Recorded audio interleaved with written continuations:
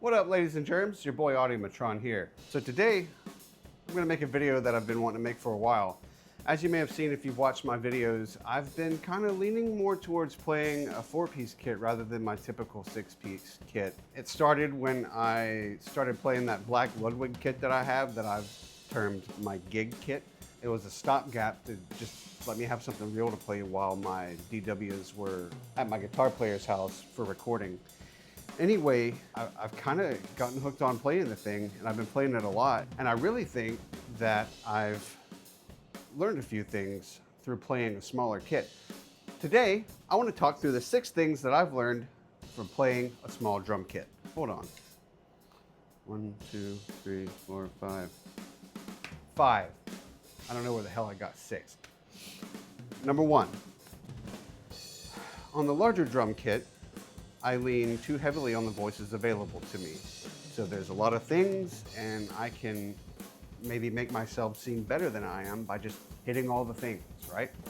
On a 4-piece kit, I can't do that. I'm forced to be more intentional with my decisions on what I do.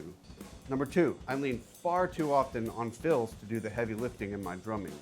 If you watch me play, especially if you watch my drumming sketchbook videos or any of my shorts, it's very like fill heavy because that's kind of my thing. You know, I'm into more like progressive type stuff like Rush or Dream Theater.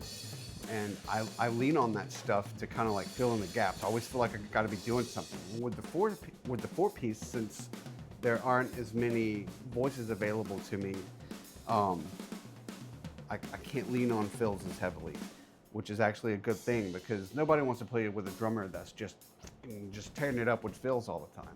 And it also makes me focus on the groove more. Instead of leaning so heavily on all those pieces, I have to like stick to the groove. It kind of makes me think more about the beat I'm playing rather than what my next fill is going to be. Okay, number 3, the large drum kit has forced me to play very linearly. You know, just the 2 extra toms, the extra cymbals. You know, I play these very like linear fills. You know, like everything's like in a row, straight down, raw dogging singles. Whereas on the small kit, I have to play more circularly. And I don't even know if that's like a great way to describe it, but what I noticed with guys that play a 4-piece kit, as opposed to like a 6-piece or a 7-piece or even a 5-piece, is that they have to do a lot more work between like their feet and their hands and the toms and the bass drum, like, you know, doing doubles on toms, which is something I never do.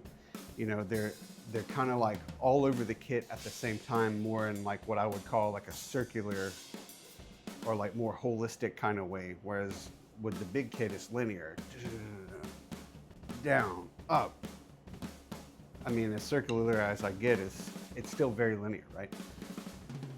Number 4, so the smaller 4-piece kit with fewer cymbals kind of makes me use the instrument in a different way.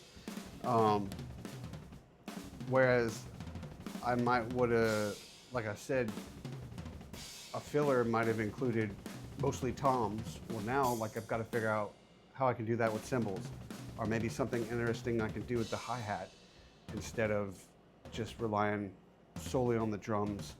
Or like, you know, on my other kit, my bigger kit, I have like a China that's got a very fast attack, and I've got a stack that has a very quick attack on it. And so, you know, instead of playing those, I have to find something else to do. Or even if I try to play my band's music on the smaller kit, I have to substitute things to keep the same feel. It just causes me to play differently.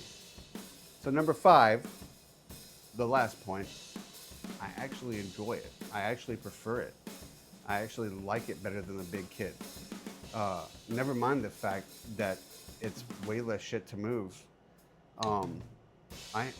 There's something very intentional about what I picked for this setup, right? I had to think about the choices I was making and what to include in it. And there's something that I enjoy about being intentional about the things that I do. And drumming is no exception. I think the tendency with the larger kit was to have a lot of like gear sprawl, you know, and actually like right before I started playing that little black drum kit, like every time I turned around, I found myself on Sweetwater, like looking for more shit to add. I was like, let's do a stack, okay, and then let's do like an auxiliary hi-hat.